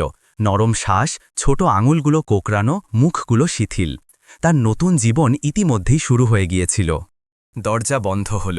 বাইরের কোলাহল অদৃশ্য হয়ে গেল। ইঞ্জিন চালু হল। গাড়িটি আদালত থেকে দূরে যাওয়ার সময় এলিস একবার জানালার বাইরে তাকালো, ড্যানিয়েলকে দেখার জন্য নয়, আকাশ দেখার জন্য। দীর্ঘ সময়ের মধ্যে এই প্রথম সে নিজেকে স্বাধীন অনুভব করল। জুড সামনের সিট থেকে তার দিকে তাকালেন এবং নীরবে বললেন, এখনও হেইজদের সম্পত্তির বিষয়, জনসাধারণের বিবৃতি এবং আপনি কিভাবে আপনার গল্পটি বলতে চান সেই প্রশ্নগুলো রয়ে গেছে। আপনি কি এর পরের জন্য প্রস্তুত? এলিস আলতো করে তার বাচ্চাদের কপালে স্পর্শ করলেন। হ্যাঁ, সে ফিস করে বলল, আমি প্রস্তুত। এবং এসইউভিটি তার ভবিষ্যতের দিকে চালিত হল। আমি আশা করি আপনি এই গল্পটি তৈরি করার মতো এটি দেখেও উপভোগ করেছেন। লাইক, শেয়ার এবং আপনি যে পাঠ শিখেছেন তা মন্তব্য করতে ভুলবেন না। কমেন্টে আমাকে জানান আপনি কোথা থেকে দেখছেন। আমার পরবর্তী গল্পে দেখা হবে।